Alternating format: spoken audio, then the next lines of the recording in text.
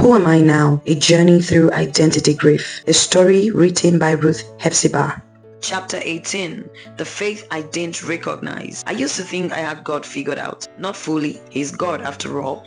But I thought I knew his rhythms with me. I knew how to pray, how to worship, how to expect his answers. I knew which scriptures to quote when I was in trouble, which songs to sing when I needed encouragement. My faith was like a well-worn road. I could walk it with my eyes closed. Then came loss. Then came silence. Then came the season where I prayed, and the heavens seemed sealed shut. And suddenly the God I thought I knew felt like a stranger.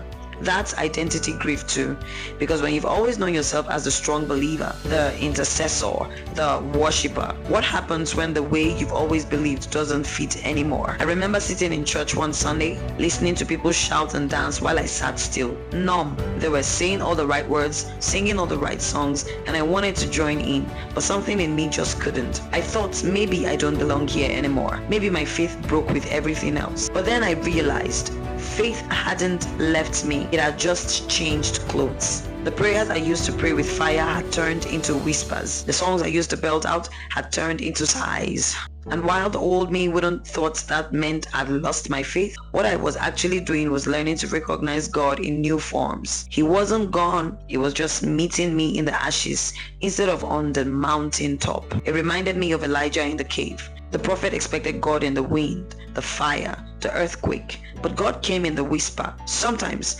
identity grief makes you feel like you've lost your faith, when really you're just meeting him in a version you've never seen before. I had to let go of the Ruth who thought faith meant always being loud, always being strong, always having a testimony ready. That version of me served her purpose, but she couldn't survive the storm I was in. The new Ruth had to learn to find God in silence, to trust him even when he didn't answer on my timeline, to worship without music, to believe without evidence. And let me tell you, that kind of faith is scarier, but also sturdier.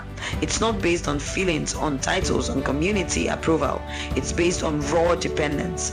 My intervention in that season was simple but life-saving. I stopped trying to force my faith to look like it used to. Instead of long, eloquent prayers, I whispered, "Lord, help." Instead of daily reading plans, I sat with one scripture for weeks until it sank into my bones. Instead of shouting in worship, I let my tears be worship. And slowly I began to recognize him again, not as the God who only shows up in revival services, but as the God who sits with me in the quiet, who counts my tears, who answers with presence when he doesn't answer with words. So I grieved the old me, the Ruth whose faith was fire and noise and certainty. But I've come to love the Ruth whose faith is quieter, deeper, and maybe more real. Because now, when people ask me who I am in God, I don't give them a rehearsed answer. I just smile and say, I am his, and that's enough. If you love our series, please support us by liking our page, or you could visit our store, or you could buy our book, or you could sign up for our bootcamp or classes, or join our community.